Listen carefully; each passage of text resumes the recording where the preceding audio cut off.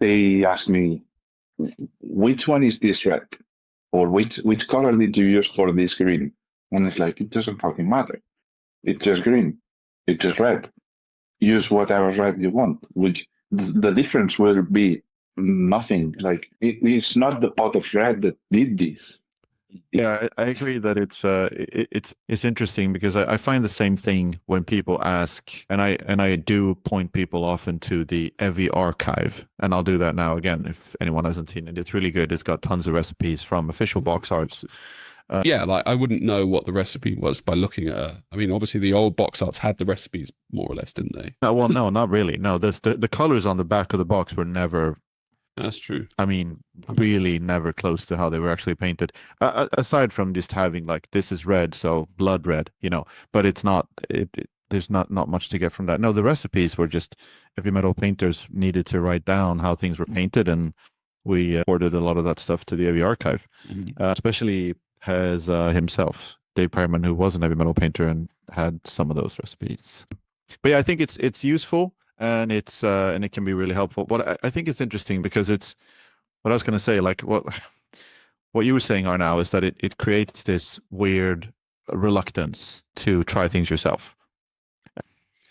Like I remember 2018, 19, Andy Wardle posted some N&M, right? And I asked him like, what paints did you use? And he gave me the paints. So I bought those paints, and then I tried to paint N&M, and I was like. I think he's lied maybe, or like how the fuck has he got from these paints, which was like a British uniform brown and like a sandy yellow and some whites, right? I just couldn't get my head round conceptually how he'd managed to make this look like N&M. And now I'm a bit older and I realized you could make anything look like N&M.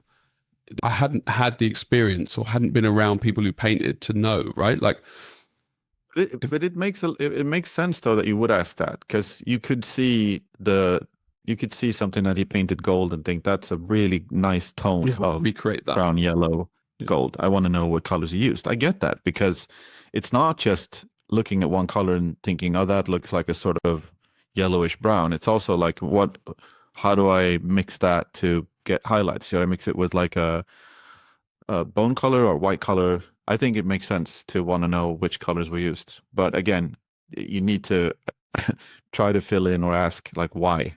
What's actually working from that recipe. Like